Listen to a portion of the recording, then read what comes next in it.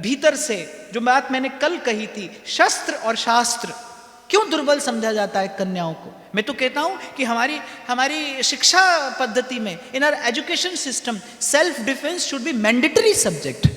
सिखाया जाए उनको कि आत्मरक्षा किस प्रकार से की जाती है, और जब वो शारीरिक रूप से सबल होंगी उनमें आत्मविश्वास जगेगा। जहां तक हम प्रयत्न कर सकें वहां तक हम करें, वहां तक हम करें। मैं पूछता हूं यहां जितनी माताएं बैठी हैं, क्या आप में से कभी किसी ने अपनी पुत्री को सती अनुसूया और सावित्री का चरित्र सुनाने का प्रयास किया?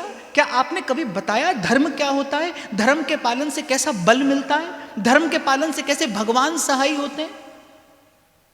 कृष्ण पक्षपात नहीं करते, कभी नहीं करते। पांडवों के पक्ष में आकर क्यों खड़े हुए? क्योंकि पांडवों ने किसी भी स्थिति में, प्राण का अंत हो जाने की स्थिति में भी पांडवों ने धर्म नहीं छोड़ा। यतो धर्मस ततो जयः। इसी बात से आकर्षित होकर कृष्ण ने अर्जुन के रथ का सारथी होकर बैठना स्वीकार किया। और भाई हवा तो उसी दिशा में बहती है जहां कृष्ण खड़े होते हैं। यतो धर्मस ततो जयः। मैं जिसने प्रश्न पूछा है, मैं उसके माध्यम से आप सबको ये एक विनम्र निवेदन करना चाहता हूं कि क्या आपने कभी अपनी बच्चियों को चरित्र की उज्ज्वलता के लिए प्रोत्साहित किया? क्या आपने उन्हें बताया कि एक स्त्री का धर्म कैसा होना चाहिए? क्या आपने बताया कि धर्म की रक्षा कितनी महत्वपूर्ण है? कौन रक्षा करेगा उसकी? बताइए, आप कहां तक उसके संग रहेंगे? आप कहां तक उसका साथ निभाएंगे? मैंने तो पहले भी बहुत बार कहा, भाई जीवन में बहुत समय ऐसे आएंगे जब न धन काम आता है, न संपत्ति काम आती है, और न मित्र बंधु काम आते हैं, जहां अपनी प्रज्ञा, अपनी बुद्धि काम आती है, जहां अपना निर्णय काम आता है। ऐसे ही बिल्कुल ठीक इसी प्रकार से धर्म का पालन आप में तेजस्विता लाता है, तब आप में तेज का उदय करता है। आज हो सकता है आपको मेरी बात प्रासंगिक ना लगे, पर आज नहीं तो कल आना मनुष्य को धर्म की ही शरण में पड़ेगा, यदि सुखी जीवन चाहता है तो। सुख का मूल धर्म है। धर्म के अतिरिक्त सुख का उद्गम कहीं से नहीं होता, किसी परिस्थिति में नहीं होता। भगवान भी सहायता उसी की करते। धर्मो रक्षति रक्षितः, गीता में कृष्ण कहते हैं धर्मो रक्षति रक्षितः। जेहि पत राखे धर्म की, तेई राखे करतार। और मैं तो कहता हूं, एक बार अनुभव करके देखिए, क्यों आपने परिश्रम नहीं किया उन्हें संस्कार देने में? क्यों आपने परिश्रम नहीं किया? क्यों आपने पसीना नहीं बहाया? क्यों आपने उनको सुंदर वस्त्र देने के लिए खून पसीना एक किया व्यापार में? आपने उनको सुंदर वस्त्र, आपने उनको जीवन की सुख सुविधा देने के लिए खून पसीना एक किया बाजार में। उससे आधा भी परिश्रम यदि आप उन्हें संस्कार देने के लिए करते तो उनके जीवन में कभी संसार का लोभ जगता ही नहीं। क्यों परिश्रम नहीं किया आपने? क्यों यहां पर आप चूक गए?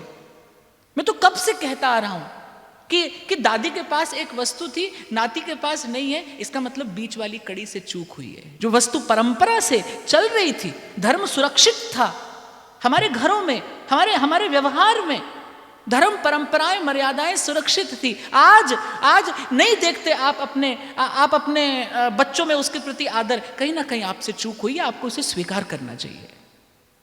और मैं व्यासपीठ से बहुत विचार पूर्वक ये बात आपको कह रहा हूं कि इस संसार में और विशेष रूप से इस देश में अगर स्त्री धर्म की रक्षा हो सकती है तो वो केवल स्त्री धर्म के अनुपालन से ही हो सकती है। धर्म का पालन करना ही धर्म की रक्षा करना है, और जो धर्म की रक्षा करता है, धर्म उसकी रक्षा करता था, करता है और करता रहेगा, समय कितना भी प्रतिकूल क्यों ना हो। मैं बड़े विश्वास से ये बात आपको कह रहा हूं।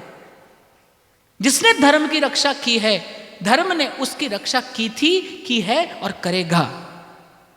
सत्ययुग हो, त्रेता द्वापर हो, या फिर ये कलयुग हो, पर यह भगवान का वाक्य है, धर्मो रक्षति रक्षितः। रक्षितः। द्रौपदी ने कहा, मैं स्वयंवरा हूं, मुझे अपने वर को वर्ण करने का अधिकार है, लेकिन वर को वर्ण करने का अधिकार होते हुए भी द्रौपदी के पास में लज्जा है, द्रौपदी के पास में शील है, द्रौपदी के पास में संकोच है कि सीधे सीधे पिता से कहा नहीं जा सकता कि मैं कृष्ण को वर्ण करना चाहती हूं।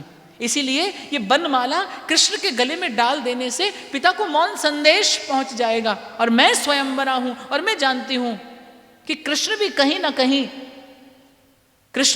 कहीं मुझे अपना प्रिय समझते हैं। मैं जानती हूं कि कृष्ण मुझे स्वीकार करेंगे, वो जानते हैं। और कहूं क्या अंतर्यामी, वो जानते हैं कि मैंने कभी स्वप्न में भी उनके अतिरिक्त किसी का चिंतन नहीं किया, किसी का स्मरण नहीं किया। वो मेरे ध्येय हैं। मैंने मन प्राणों से केवल उन्हीं का ध्यान किया है। उनसे स्पष्ट कहने की आवश्यकता भी क्या है। ये निवेदन तो प्रणय निवेदन है, ये निवेदन तो प्रेम का निवेदन है, और प्रेम को शब्दों की आवश्यकता नहीं होती। ये वो हकीकत है जो निगाहों से बयां होती है। ये बनमाला उनके हृदय पर जब झूलेगी तो मेरे हृदय की बात उनके हृदय तक पहुंच जाएगी। और कहूं क्या अंतर्यामी, तन मन धन प्राणों के स्वामी। इतना ही पर्याप्त होगा। दौड़कर आई द्रौपदी, जिस कक्ष में द्वारिकाधीश विराजमान थे और प्रस्थान के लिए उत्सुक। पिता ने प्रणाम निवेदन करने को कहा। द्रौपदी ने पिता को प्रणाम करने के बाद द्वारिकाधीश के चरणों में प्रणाम करके इच्छा की कि एक बार उनके मुख की ओर देख लूं, पर द्रौपदी देख न पाई। इससे पूर्व साहस जुटाती, वो लाई प्रेम भरी भेंट प्रभु को निवेदन करने का। उससे पूर्व श्री कृष्ण ने कुछ ऐसा कह दिया जिसकी न तो महाराज द्रुपद को कोई आशा थी और न द्रौपदी को कोई संभावना। सर्वगुणों से संपन्न है आपकी कन्या, दैवी संपत्ति लेकर अवतरित हुई है, और इसके संसार में अवतरण का उद्देश्य कोई साधारण ग्रह रंजन नहीं है। ये लोक उद्धार के लिए आई है, ये लोक पावन के लिए आई है, ये युग परिवर्तन के लिए आई है। महाराज द्रुपद इसके स्वयंवर का अनुष्ठान करिए। कांप गया द्रौपदी का हृदय ये सुनकर। स्वयंवर का अनुष्ठान किस लिए? मैं तो अपना वर वरण कर चुकी, और क्या अंतर्यामी मेरे हृदय की बात नहीं जानते? महाराज द्रुपद ने भी ठीक यही बात कही कि द्वारिकाधीश, हे केशव, आपके रहते स्वयंवर का अनुष्ठान कराने की आवश्यकता क्या है? मैं जानता हूं द्रौपदी के हृदय में आपके प्रति कैसा प्रेम है। मैं जानता हूं कि द्रौपदी ने कभी स्वप्न में भी किसी अन्य का चिंतन नहीं किया, और आपके रहते कोई है और दूसरा जो द्रौपदी के योग्य हो? मुस्कुराए श्री कृष्ण, मुस्कुराए, बोले हाँ है, एक है, मुझसा ही है, और मुझसा ही क्या, मेरी ही कला से जन्मा है। कौन? सव्यसाची अर्जुन, मध्यम पांडव, पांडुपुत्र, हस्तिनापुर का राजकुमार। वो है, वो योग्य है कृष्णा के, वो योग्य है द्रौपदी के। उसी के साथ संबंध जोड़कर द्रौपदी मेरे कार्य में भी सहयोग करेगी। मैं भी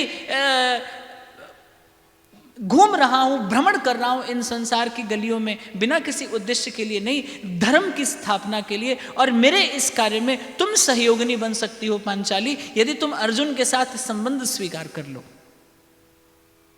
ये पहला आघात लगा द्रौपदी के हृदय को कि आज तक जिसने कभी कृष्ण के अतिरिक्त किसी का चिंतन भी ना किया हो, और उसे कृष्ण कह दे अपना ही जीवन किसी और के चरणों में निवेदन कर देने के लिए। और कहते हैं कि एक संस्कारी स्त्री एक बार अपना हृदय जिसे देती है फिर वहां से लौटा नहीं पाती। इंसान किसी से दुनिया में एक बार मोहब्बत करता है, और द्रौपदी तो प्रेम कर चुकी, और वो भी प्रेम के पात्र जब त्रिभुवन के अधिपति, सुंदरता के सागर, अखिल गुणों के निधान स्वयं श्री कृष्ण हो, उनको प्रेम देकर कौन लौटाएगा, कौन लौटा पाएगा? अपनी हृदय रूपी भेंट जो द्वारिकाधीश के चरणों में निवेदन कर चुकी हो, उसके लिए वहां से हृदय लौटा लाना क्या संभव होगा? द्रौपदी के मन में संशय उपस्थित हुआ कि क्या ये सत्य में अंतर्यामी है, या मेरी हृदय की भावनाएं इतनी खोखली थी जो आज तक कभी इनके हृदय तक पहुंची ही नहीं? क्या जो आज तक मैंने इन्हें लेकर विचारा, क्या वो केवल कल्पना का जाल था जिसमें केवल मैं उलझी रही और मैंने कभी विचार ही नहीं किया कि कभी इन्हीं के मुख से मुझे सुनने को मिलेगा कि अपना मन, अपना हृदय, अपना जीवन किसी और को दे दो?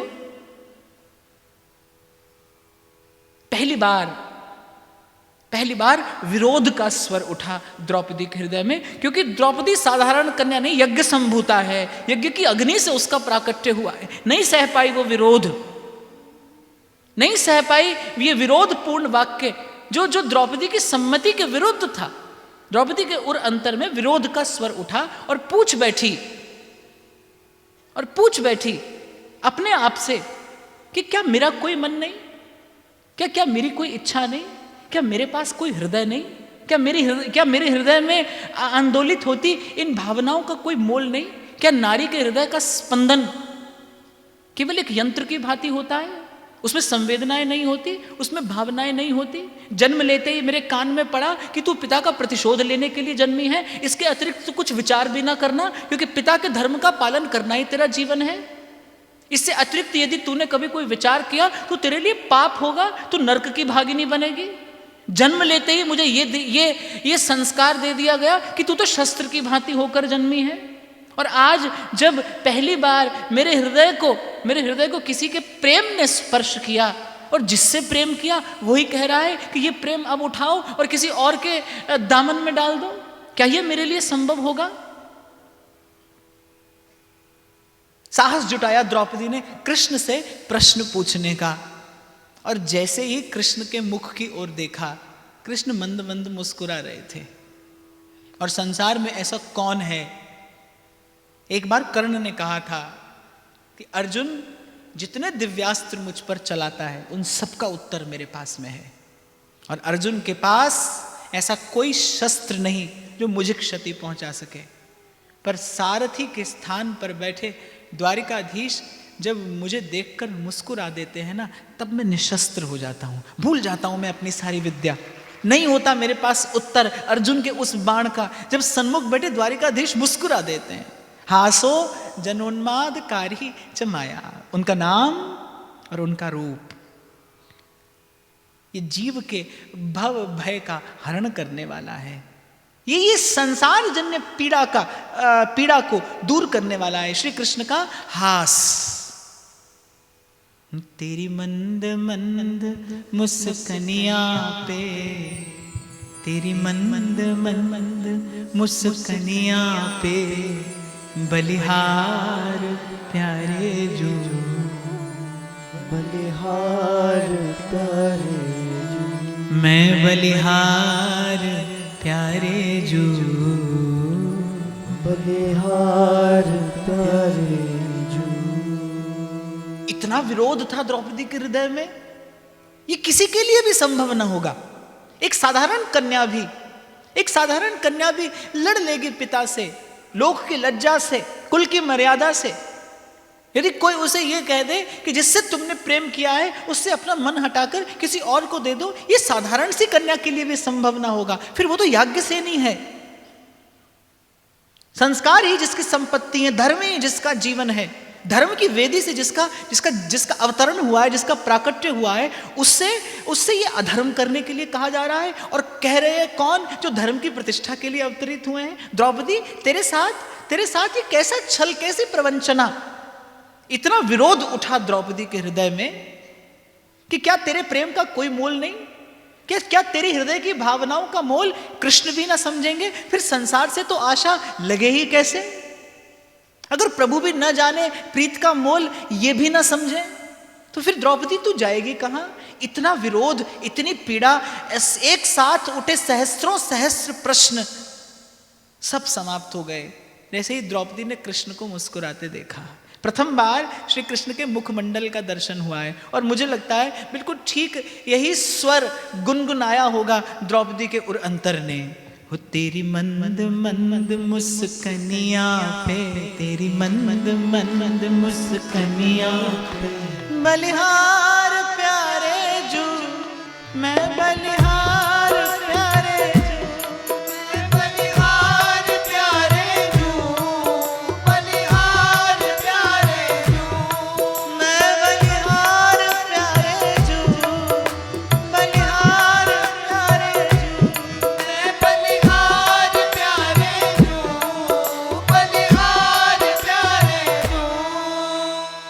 द्रौपदी ने जैसे ही उस मंद मधुर बंकिम मुस्कान का दर्शन किया, समग्र प्रश्नों का एक उत्तर द्रौपदी स्वयं से देती है। क्या?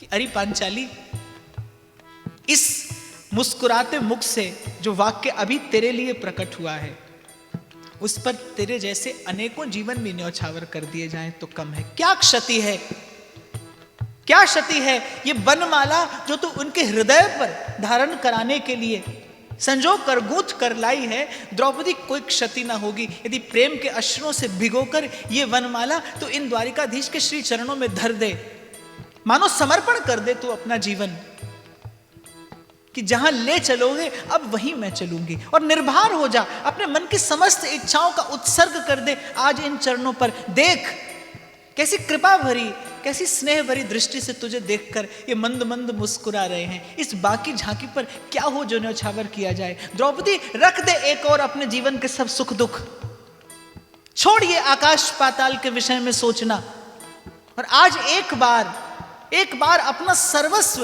न्यौछावर कर दे इन चरणों पर। देख इस सुंदर मुखमंडल से तेरे लिए जो वचन निस्सृत हुआ है, कहते हैं ये मंगल भवन है, सुना है ये अमंगलहारी हैं, सुना है ये करतुम अकर्तुम अन्यथा करतुम होते हुए भी, सब कुछ कर सकने की सामर्थ्य होते हुए भी यदि ये कुछ नहीं कर सकते तो ये जीव का अमंगल नहीं कर सकते, ये किसी का अहित नहीं कर सकते। ये मंगल भवन है, इनके मुख से तेरे लिए जो वचन निस्सृत हुआ है, एक बार रख दे अपना मन इनके चरणों में और कह इनसे कि द्रौपदी समर्पिता है तुम्हारे चरणों में। जो रंग भरना चाहते हो मेरे इस चित्र चरित्र में भर लो, मैं तुम्हारी हूं। अहम तवास्मि, अहम तवास्मि, अहम तवास्मि। त्रिकाल वचन लिया द्रौपदी ने अपनी अंतरात्मा से, और वो बनमाला जो श्री कृष्ण के कंठ में धारण कराने के लिए द्रौपदी लाई थी, भिगो दिया था द्रौपदी के प्रेमाश्रुओं ने। करुणासिक्त नेत्र झर रहे थे और श्री कृष्ण देख रहे हैं ये झांकी। भिगो दी वो बनमाला और उन्हीं कांपते कर कमलों से, लाई तो थी हृदय में धारण कराने के लिए, उन्हीं कांपते कर कमलों से धर दी उन नील पाद पद्मों में वो सुंदर वन पुष्पों की माला। कहते कहते इन युगल चरण पे मैं जाऊं, इन युगल चरण पे मैं जाऊं, बलिहार प्यारे जो, मैं बलिहार प्यारे जो, मैं बलिहार प्यारे जो, मैं बलिहार प्यारे जो, मैं बलिहार प्यारे जो, बलिहार प्यारे जो। तेरी मंद मंद मुस्कानियां पे, तेरी मंद मंद मुस्कानियां पे, बलिहार प्यारे जो, मैं बलिहार प्यारे जो, मैं बलिहार प्यारे जो, बलिहार प्यारे जो, बलिहार प्यारे जो, बलिहार प्यारे जो। जीव सुख चाहता है, जीव सुख चाहता है, सुख संतोष में है, और संतोष पाकर नहीं, संतोष देकर जीवन में आता है। ये बड़ा सीधा सा सिद्धांत सूत्र है जीवन का। जीव सुख चाहता है, संतोष के अतिरिक्त सुख कहीं नहीं। सोने की लंका पाकर भी रावण को संतोष नहीं है, वर नारियों से भरे महल पाकर भी उसे संतोष नहीं है। जगदंबा को हर लाया, लोभ है सर्व पाप को मूल।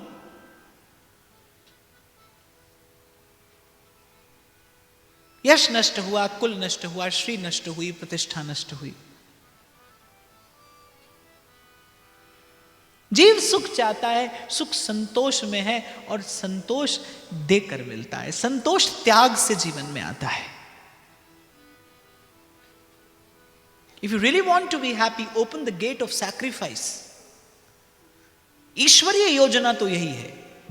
मानवीय योजना आप बनाएं, कितनी सफल होती है ये आप जानें। आप जो सुख पाने की योजना बनाते हैं उसमें आप कितने सफल हुए हैं, इसका आकलन, इसका विश्लेषण आप करिए। मैं आपको ईश्वरीय योजना बता रहा हूं सुख की, सुख संतोष में है बाप, संतोष में धरा है ईश्वर ने सुख। और संतोष छीन झपट कर नहीं मिलता, संतोष अधिकार से नहीं आता, संतोष समर्पण से आता है, संतोष त्याग से आता है। आप भी यदि वस्तुतः चाहते हैं सुख आए तो त्याग का द्वार खोलिए जीवन में, जो आपकी सामर्थ्य में हो छोड़िए, छोड़ते चले जाइए, निवेदन करिए। मैंने पहले भी निवेदन किया आपसे, क्या निवेदन करते हैं आप? ईश्वर की दृष्टि कभी नहीं जाएगी इस ओर, श्री कृष्ण कभी नहीं देखेंगे आपने क्या निवेदन किया है। आप निवेदन करते हैं, ये भाव महत्वपूर्ण है। आपके जीवन में देने का संस्कार हो, ये बहुत महत्वपूर्ण है, क्योंकि आप मनुष्य हैं। आपके जीवन में देने का संस्कार हो। पशु हो जाता है मनुष्य, और मैंने कल कहा था ना, पशु से बदतर हो जाता है मनुष्य जब मनुष्य छीन झपट कर सुख पाना चाहता है।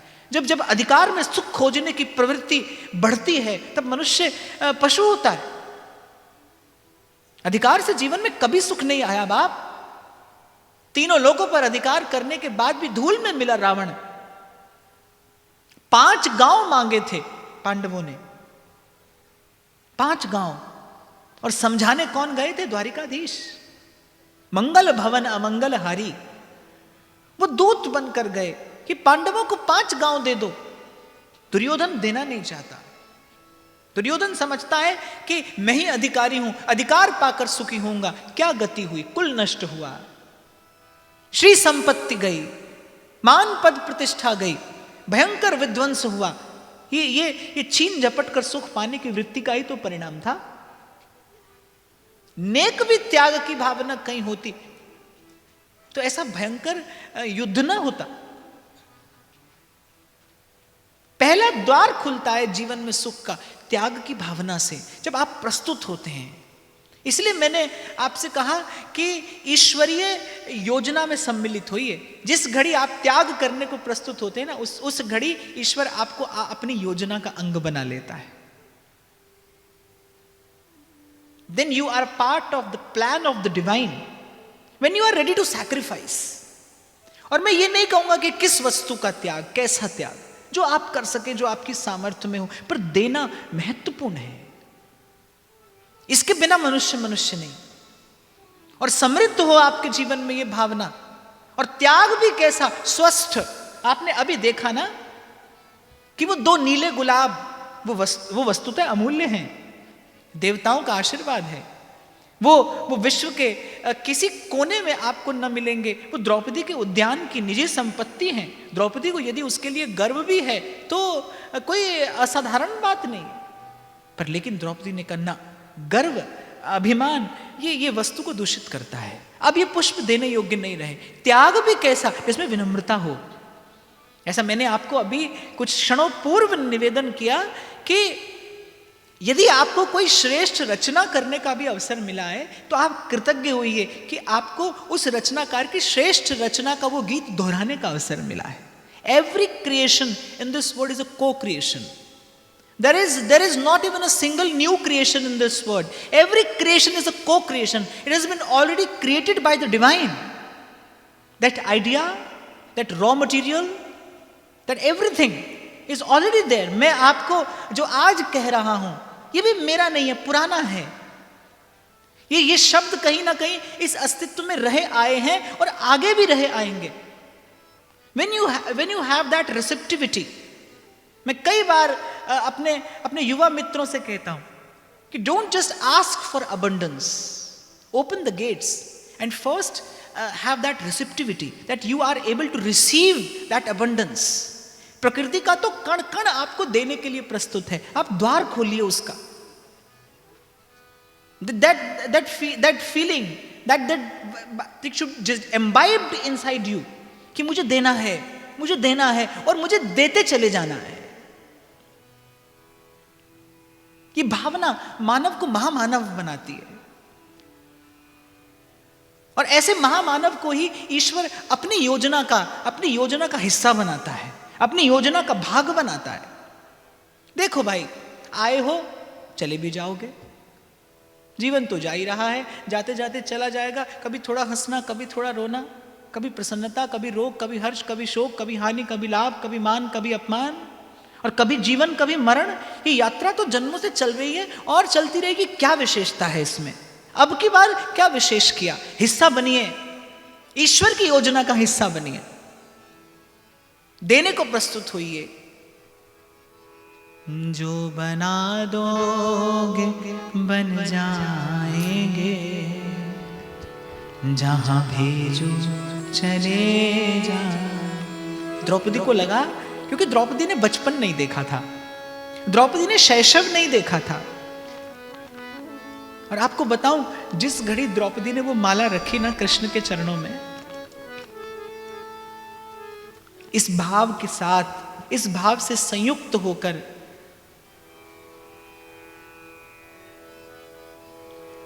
तन मन से तुम्हारे रहे,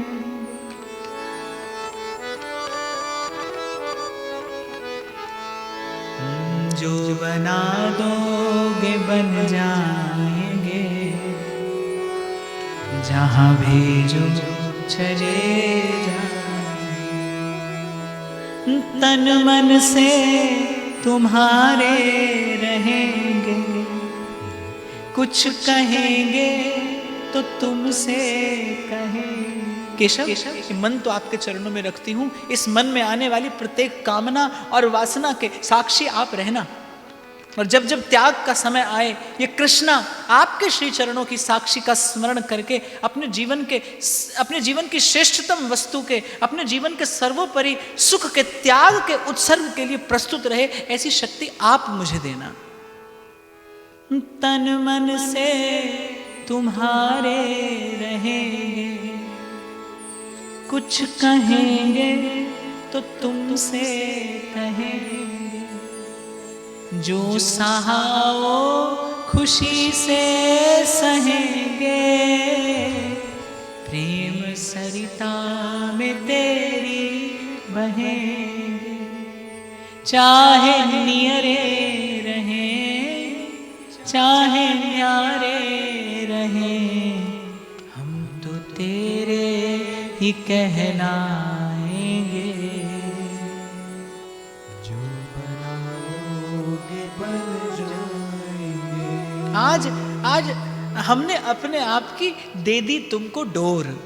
ये पुष्पों की माला नहीं है केशव, ये कृष्णा के प्राणों की डोर है। तुम्हारे चरणों में आज मैंने निवेदन कर दिया। मेरी डोरी तुम्हारे है कर में, नाथ जंगल में रख लो या घर में। और मंद मंद मुस्कुराते कृष्ण विचार करें कि कृष्णा, तेरी इस प्रार्थना का एक एक शब्द तेरे जीवन में प्रकट होगा, प्रत्यक्ष होगा। तू वन में भी रहेगी और तू महल में राजरानी बनकर भी रहेगी।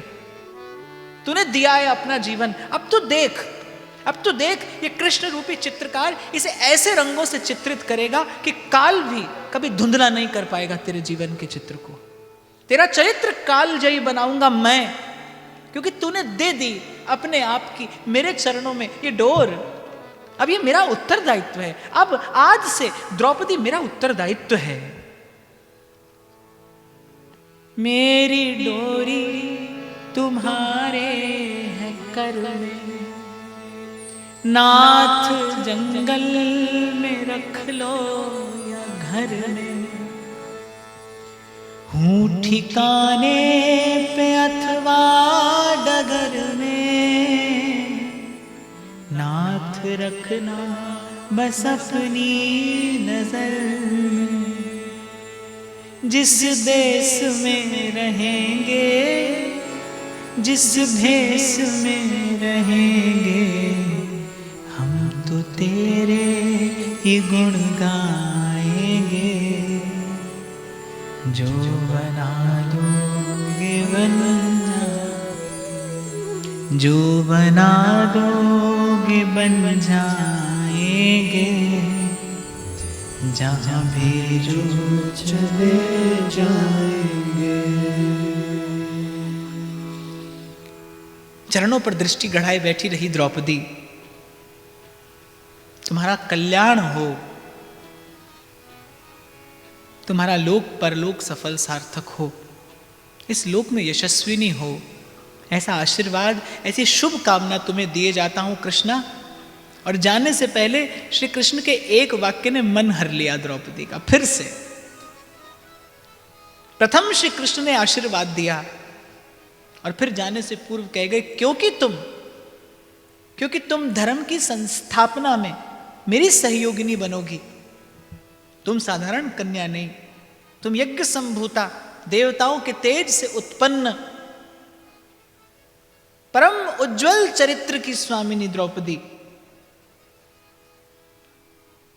मेरी लीला में, मेरे इस धर्म संस्थापन के कार्य में तुमने अपने जीवन का सुख उत्सर्ग करके मुझे अपना ऋणी बना लिया द्रौपदी। तुम्हारा ऋण चुकाने के कई अवसर मेरे जीवन में आएंगे, पर आज ये कृष्ण तुम्हें हृदय से प्रणाम निवेदन किए जाता है। और मुझे लगता है कि इससे श्रेष्ठ एक मनुष्य जीवन में क्या पाएगा। त्रिभुवन के पति बाध्य हुए द्रौपदी से कहने पर कि तूने केवल मेरे एक वाक्य पर अपने जीवन के समस्त सुखों का उत्सर्ग कर दिया। हजारों प्रश्न थे द्रौपदी के मन में एक क्षण पहले कि मेरे ही साथ ऐसा क्यों, मेरे जन्म के मूल में ऐसा हिंसक उद्देश्य। और फिर जब प्रेम की वो शीतल बयार आई मेरे जीवन के उस मरुस्थल को उद्यान बनाने को, तब द्वारिकाधीश मेरे मार्ग की बाधा बनकर खड़े हो गए। आपने ही मुझे कहा कि अपना ये हृदय धर दे तो किसी और के चरणों में, जिसका मेरे मन ने आज तक कभी विचार भी नहीं किया। और श्री कृष्ण की मुस्कान, श्री कृष्ण के उस एक वचन पर, श्री कृष्ण के उस एक वाक्य पर, आज मुझसे कल शायद यहां किसी ने पूछा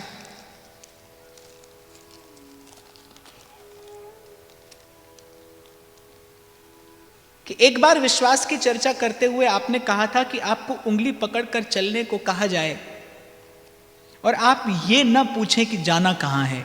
इसे विश्वास कहते हैं। विश्वास और अंधविश्वास के विषय में कृपा करके थोड़ा विस्तार करिए। देखो, मैं कहता हूं संसार पर विश्वास भी हो तो अंधा है, और ईश्वर पर अंधविश्वास भी हो तो एक दिन सफल होता है। उस पर अंधविश्वास भी हो तो आप सफल हैं बाप। ये सफलता की गारंटी आप मुझसे लिखा कर ले सकते हैं। मैं कह सकता हूं आपको, अपनी जिम्मेदारी पर कह सकता हूं, अपने उत्तरदायित्व पर मैं कह सकता हूं। ईश्वर के प्रति अंधविश्वास भी हो तो आप जीवन में जयी होंगे। द्रौपदी प्रमाण है इसका। कौन अर्जुन? मैंने नहीं देखा उसे, मैं नहीं जानती। और एक संस्कारी स्त्री अपने मन का, अपने प्रेम का इस प्रकार व्यापार नहीं करती कि एक स्थान से उठाकर किसी दूसरे स्थान पर धर दे। ये द्रौपदी की भक्ति थी। इसीलिए कल मैंने कहा था द्रौपदी का जीवन बहुत कठिन है बाप, बहुत कठिन। द्रौपदी की भक्ति में अद्भुत शक्ति, अद्भुत शक्ति पल पल पे निरस्त किया है द्रौपदी ने अपनी भक्ति की शक्ति के सन्मुख आने वाली प्रतिकूलता को। और प्रतिकूलता भी साधारण नहीं आई द्रौपदी के जीवन में, छोटी मोटी कठिनाई नहीं आई द्रौपदी के जीवन में। क्या ये साधारण सी बात है? अपने इष्ट, अपने आराध्य, अपने जीवन सर्वस्व से कोई ये सुन ले कि मेरा द्वार छोड़ के अब तुम्हें कहीं और जाना है, क्या ये सरल है? एक भावुक हृदय से पूछिए, एक सहृदय जानता है कि इसकी पीड़ा कितनी बड़ी है। कि कृष्ण के चरणों में द्रौपदी की भक्ति, आनुकूल्येन कृष्णानुशीलनम स भक्तिर उत्तमा। इसलिए द्रौपदी उत्तम भक्ता है। आनुकूल्येन कृष्णानुशीलनम, जो तुम्हारी मर्जी, तुम जैसा चाहो वैसा हो। ईश्वर के सुख में अपना सुख मिला देना। मेरे लिए प्रवचन करना तो बहुत ही सरल है भाई। सुंदर आसन पर बैठकर आपको उपदेश कर रहा हूं, आप सुन रहे हैं, क्या कठिनाई है? आप भी सुनकर चले जाएंगे। पर जब उतरता है जीवन इस कसौटी पर, जीभ का स्वाद नहीं छूटता बाप, जिह्वा का सुख नहीं छूटता, वस्त्र आभूषण की ललक आसक्ति नहीं जाती। द्रौपदी ने तो अपने जीवन के श्रेष्ठतम सुख का परित्याग किया, उत्सर्ग कर दिया। कृष्ण तो चले गए द्रौपदी को वहीं नत मस्तका बैठी छोड़कर। अब जब द्रौपदी उठी, क्या आज अपने हृदय पटल से कृष्ण के चित्र को पोंछकर अब मुझे अर्जुन के चित्र में रंग भरने होंगे? जीवन भर प्रतीक्षा की थी मैंने कृष्ण की, और कृष्ण आए, मुझे क्या प्रसाद देकर गए। पर अब मुझे कोई अन्यथा विचार नहीं करना, अब मैं कुछ और चिंतन नहीं करूंगी, अब कृष्ण का संकल्प ही मेरा संकल्प है। और मैंने कल आपसे कहा था ना कि गुरु से मंत्र लेने से दीक्षा नहीं होती, गुरु को मन देने से दीक्षा होती है। द्रौपदी ने मन दे दिया,